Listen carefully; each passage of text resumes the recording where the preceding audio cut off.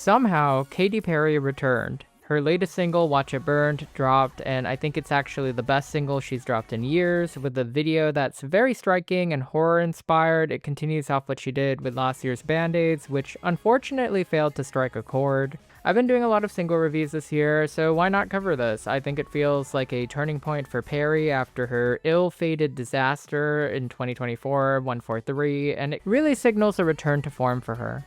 Watch It Burn is a pop rock track that really leans into angst. It sonically resembles the music that really made her a household name to begin with, especially that 2008 sound that's really coming back into style. I was reading the lyrics and I found it to be very honest. It confronts the anguish and pain that she's faced these past few years with her whole thing with Orlando Bloom versus taking the high road. It contains her typical soaring chorus structure. But I found the verse melody and the outro to be the more dynamic parts of the song. But really, that music video, I think it made the song for me. It clinched it. It's this video that sees her demonically possessed by some sort of Scorpio-inspired vengeful spirit, which is really funny considering Katy herself is a triple Scorpio for those who love astrology. This track opens with this guitar riff that's very reminiscent, kind of like a Downcast take on Teenage Dream.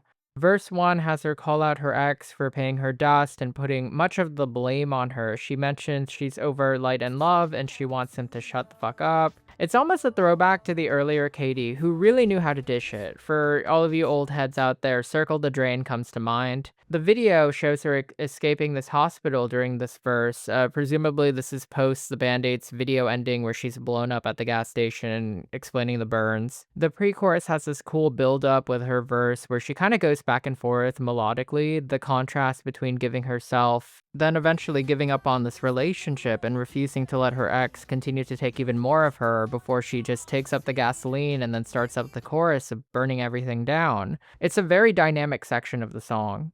In the video, she goes through the car wash, which I kind of visually saw as a take on exorcism, but then she sprouts out the tail and takes on this villain persona in verse 2. Verse 2 is a little bit shorter as she roams the streets with this tail, just making a mess of everything, lashing out to say the least, and the second chorus has her burning down the street with these killer fire beams out of her tail, which are reflective of this uncaged anger that she's finally freeing herself from. But visually and lyrically, you see the toll that it takes on her. Eventually, this tale and this anger turn on her before the song goes into the outro, which I thought was beautiful. She enters a church where the tale dissipates and she's crawling for her life, and she's eventually baptized and freed from this anger, which makes me think the next track is going to be something more reflective and about acceptance and a little bit more graceful. The visual language of this being a labeled part 2 of a series makes me think that Katy and her team have really thought about what this upcoming record was going to sound like and look like, which is a good sign.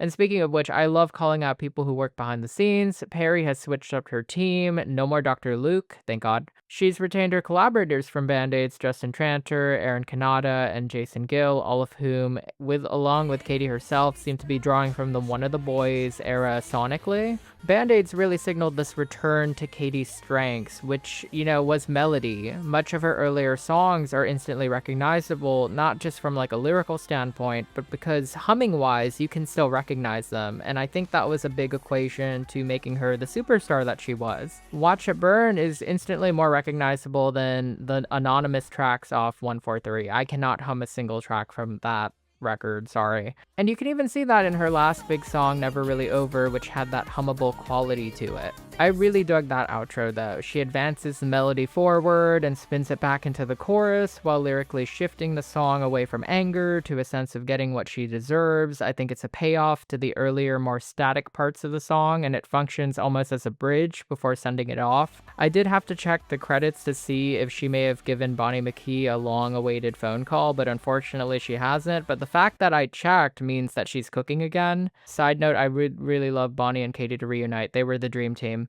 The genre shift is something I think a lot of katycats have wished for a while, especially since she's going viral again. Perry's discography constantly resurfaces. Most recently, my favorite deep cut, Thinking of You, got some much needed love. There's this nostalgia and an adoration for Perry that's always been waiting to be tapped into, but she never quite found the right track to capitalize. Watch It Burn might actually be that track, especially because it leans back into that rocky sort of sound that she had earlier. Teenage Dream. The Imperial era itself did lean pop, but many of the tracks built off Katy's knack for a hook and the voice, which really sells the emotion of the track. And that voice is used very well here.